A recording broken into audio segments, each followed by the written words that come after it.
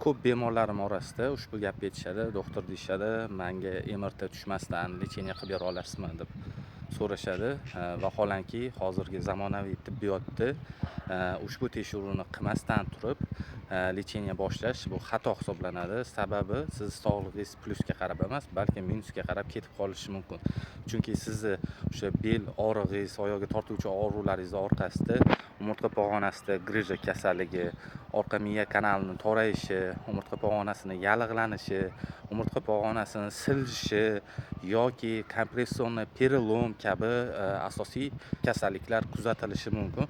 Bu narsani ushbu diagnostikasiz vizual ko'rikda hech qanaqasiga bilib bo'lmaydi. O'shaning uchun o'zingizlarning sog'lig'inglarni qadriga yetinglar va mutaxassis qaysidir tekshiruvni buyurdimi, bilingki bu sizni xavfsizligingiz uchun qilinadigan asosiy omil hisoblanadi.